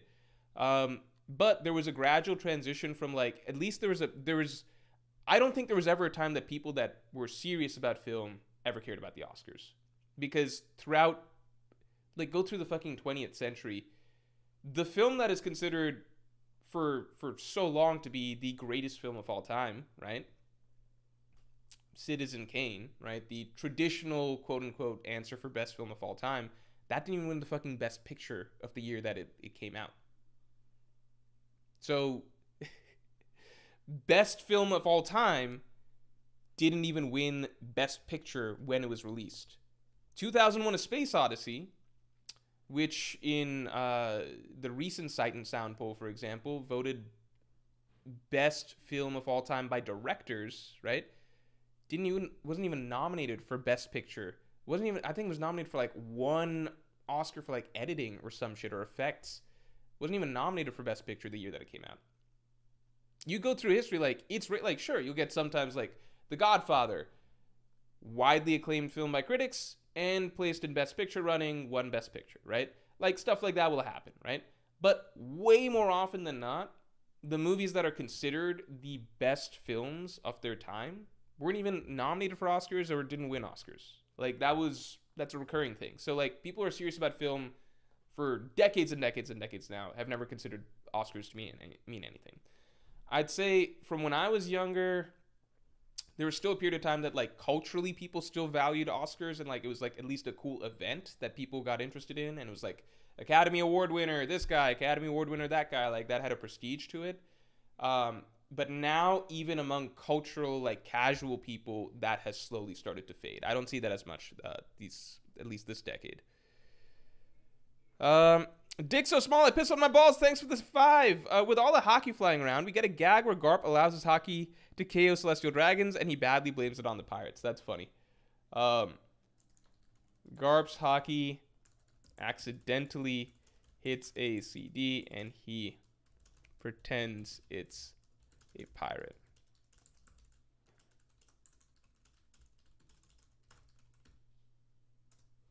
All right.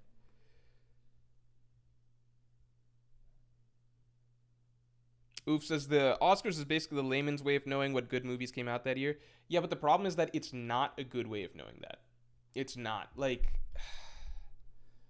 that would be helpful if that's I believe that maybe there was a time that was once the case, but at least in like recent decades, the Oscars have become really, really, really narrowly focused, where um, it's like directors decide this year I'm going to try to win an Oscar. They'll make that a little goal for themselves. This year I'm going to try and win an Oscar. And then they pick a topic that's like Oscar bait topic. That's why Oscar bait has become a thing. You're not actually trying to make like a great innovative boundary pushing movie that's very creative. You're actually trying to work with a formula or inside a box as much as possible. Maybe it's a fucking I'm going to do a historical drama about fucking Napoleon or some shit, right? Or I'm going to do a story about like this oppressed, discriminated against social issue or something like that, right? I'm being very vague here, but if I were to go through just Oscar bait films from the last 10, 20 years, you'd be able to recognize them, and you would also recognize just how quickly they fade from public consciousness and critical consciousness. Because like if you make a movie that's very inside a box, like you can probably make a good movie on paper that checks a lot of things off, but it's going to be forgettable in the long run. It's not going to be a movie that the casual moviegoer wants to go back to see repeatedly because it doesn't incite any special emotions or like unique ideas or unique storytelling, right? And for critics, it's not innovative. It's not that creative. It's by the numbers. You probably do the numbers well, right? Paint by the numbers well, but it's still paint by the numbers. And so it doesn't fall into anything other than it falls into this little trash can that's basically like Oscar bait for the year. And that's where you drop these sort of cookie cutter films, and then they disappear. Then the trash can is thrown out, and they're never talked about again for the next 10 years. Or like 10 years down the line. Carnage, thanks for the 2. Yami Yami no Mi is a Zoan and was Davy Jones' fruit. Oh, that's a cool idea. I think that's been a thing. Like, is Davy Jones a person or a fruit? He could be both, you know? Yami no Mi is a Zoan and was Davy Jones's fruit. Carnage.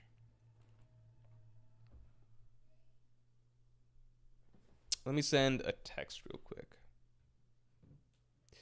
SB Cole says, period piece, handicapped character, a tracking shot at some point. Yeah, I fucking hate long tracking shots now because it just feels like performative at this point. I mean, I guess it's film, right? It's all performance, it's art, right? But it just feels like trying to do it for the sake of doing it. It's like, oh, let's beat Children of Men. Like, let's just have the longest tracking shot. Oh, can we get it longer and longer? the longer the tracking shot, the more they have to give us points, right? The more the Oscar voters have to give us points. Look how fucking long this tracking shot. It's a 30-minute tracking shot at this point. It's got to win, right?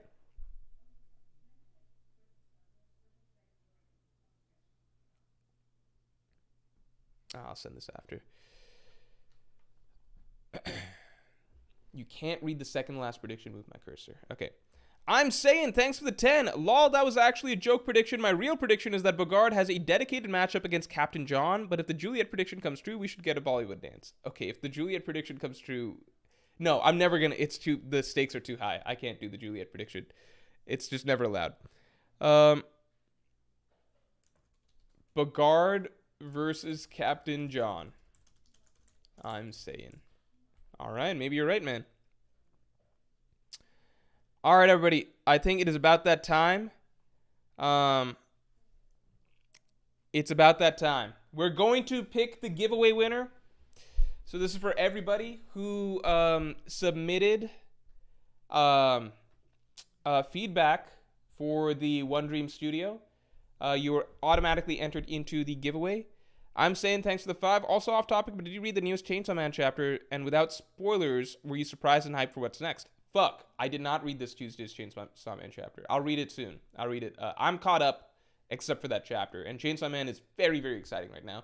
I don't love everything that happened to get us here. I feel like the storytelling was more uneven than part 1. Like, really good in some points, kind of rushed or weirdly done in other points. But I love where we're at now and how Fujimoto has, like, the feelings that he has set up here. It feels very exciting. All right. So again, to go away the giveaway situation, a bunch of people submitted feedback to us for One Dream Studio, for the posters that we've been putting out, what they want to see next, etc. So we have 457 entrants who gave us feedback. So the winner of this will get a full collection of Island posters sent to them for free as thanks. So for this, we are going to be using this thing. All right, we're going to be using this thing. So this was purchased specifically for these purposes. Let me show you how it works. We have a bunch of balls in here. This is gonna be a pain. Hold on. Let me get all the balls out. All right. You guys need a good view of this. Here, let me see. Does it work like this? You guys kind of see? You guys see this? Is this clear? Let me see what you guys see. First of all, let me move things back to this. All right, the main event. All right. So you guys can kind of see. Kind of is good enough. All right. So I'm pretty sure I rolled this shit. Okay, so I roll this shit, and then balls slowly roll to the bottom like that. Okay? And then I'm able to pick out the balls. And I can see it's like number 6. And so we'll just go digit by digit. All right? So we're going to start with just 4. So first let me get all these. We're going to start with 4. Let me get all of these out. All right. This is kind of a pain in the ass because they all got to come out individually. It's not easy to put them back in. Oh my god. You know what? I might just manually take them out. All right. Yeah, we'll manually take them out. It's not as fun. God damn it.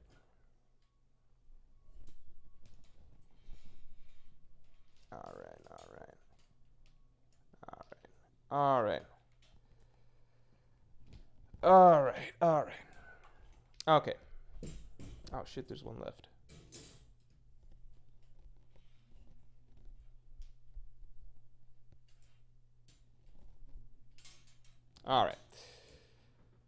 All right, so right now, I'm just going to put in, because we're going to do the first digit.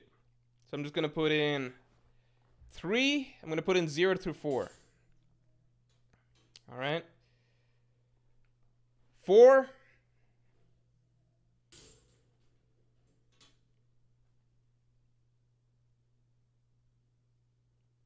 1. We're counting 10 as 0. All right, so 10 counts as 0. And then 2. All right, so we'll see who the winner is for this one. All right.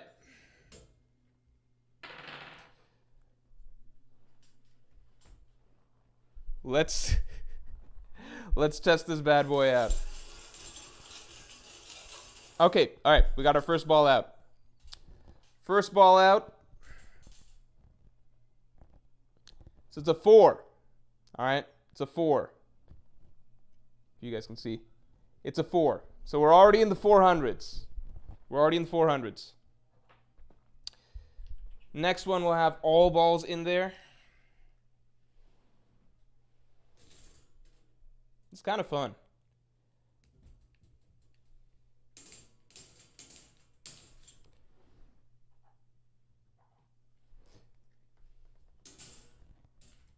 All right, we got all balls in there. We got everything set. Let's see the first ball that comes out.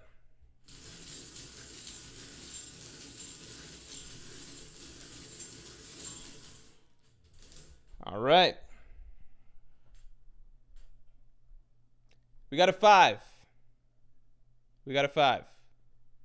Showing this properly? 4-5. Okay, so we got it pretty narrowed down now. 4-5. That means that one of our winner is going to be somebody in this range. 4-5. Yeah, 4. Yeah, somebody in this range. 4-5 something. 4-5 something. All right.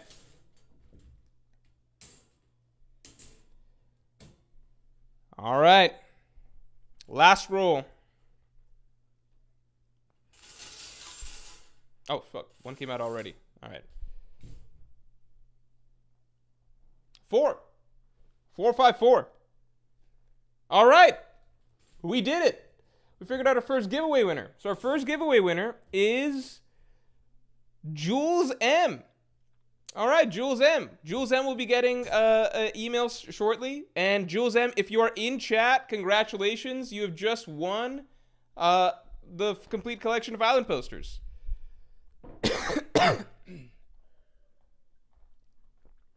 All right, that was fun. That might not be the last time that we do this. I need a better way to present this so that you guys can see it from this camera angle. Yeah, but 4-5-4. So Jules M is the winner. So if Jules M is in chat, obviously congratulations. But yeah, you'll be getting an email congratulating you, and you will be receiving a full batch of Island posters. In the future, we will probably be asking for feedback on stuff from our next batch of stuff as well. So if you want a chance to win some free merch and everything, just give us your feedback next time, and then you'll be automatically entered into the giveaway. And then we'll be doing these sort of things on stream once every few months or so, basically. All right, everybody. I think I covered everybody and everything. Let's take a look at a virtual wheel spinner would be cool too. It says quick movie making. I thought that something physical would be more fun, but space-wise, it's a little bit harder to see, you know? So we'll consider it. We'll consider it. A virtual wheel spinner could be good.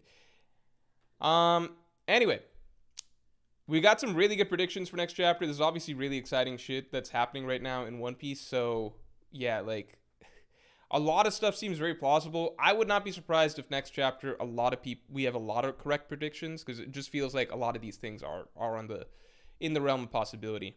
So yeah, I hope some of these things come true. And yeah, this was fun. Thanks for waiting one extra day for the Saturday stream. I know that's not our usual thing, but just had to get the laptop fixed. And yeah, with that, I will talk to you all later. And this Monday, as a reminder, I'll be reacting to episode 11, or the episode that just came out, right? 1044, 1144, whatever it is. The episode that just came out. And I'll be reacting to the previous episode, because we couldn't do that this last Monday due to laptop issues. So it'll be a 2-episode reaction. I'm really excited. I hear it's got some amazing animation. I think Vincent Chanzard's doing it. So yeah, I guess we'll just wait and see. All right, everybody. Thanks for tuning in. And yeah, with that, I will talk to you all later.